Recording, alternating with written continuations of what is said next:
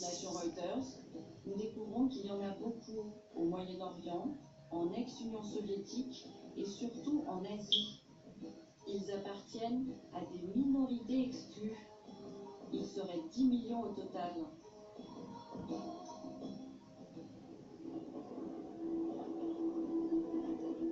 Sans droit, beaucoup d'apatrides fuient leur terre d'origine. Certains trouvent refuge en France. Je me rends à Calais à la rencontre d'apatrides du Koweït. Un peuple de nomades appelé les bidounes. À l'indépendance du Koweït en 1961, ils deviennent apatrides de père en fils. Aujourd'hui, ils sont réprimés parce qu'ils réclament leurs droits lors de manifestations musclées.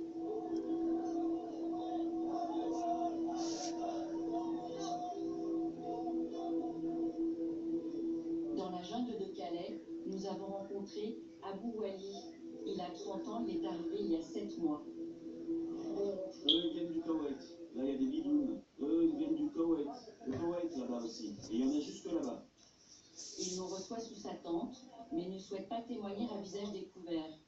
Il décrit une ségrégation au quotidien. Un bidoune n'a pas d'identité, pas de passeport. Il n'a pas de papier, pas de sécurité sociale. Il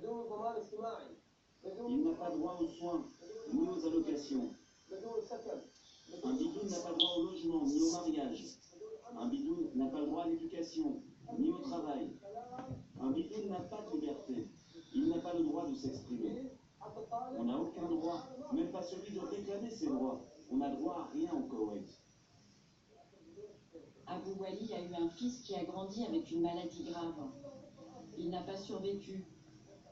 Son père affirme qu'il n'a pas pu être soigné.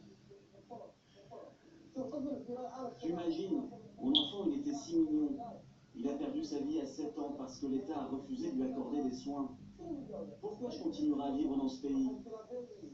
Mon enfant me manque. En 2014, terrassé par le deuil, il choisit l'exode. Avec un faux passeport, il tente aujourd'hui de rejoindre l'Angleterre. À Calais, il serait environ 250 bidounes. À quel moment les apatrides sont-ils apparus dans notre histoire récente? L'Europe du XXe siècle, marquée par les guerres, en a créé beaucoup. Chloé Morel est spécialiste de l'histoire des Nations Unies.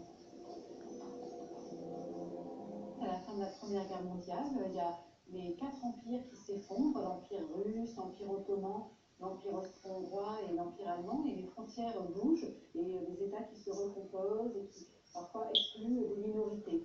Et du coup, il y a des vagues de personnes qui se retrouvent réfugiées ou apatrides.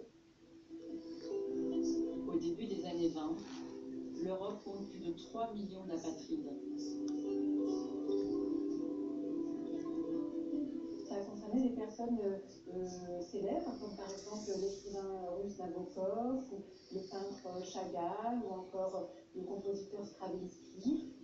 L'histoire va se répéter pendant la Seconde Guerre mondiale, avec de nouvelles causes. Prisonniers de guerre, antisémitisme et sanctions politiques.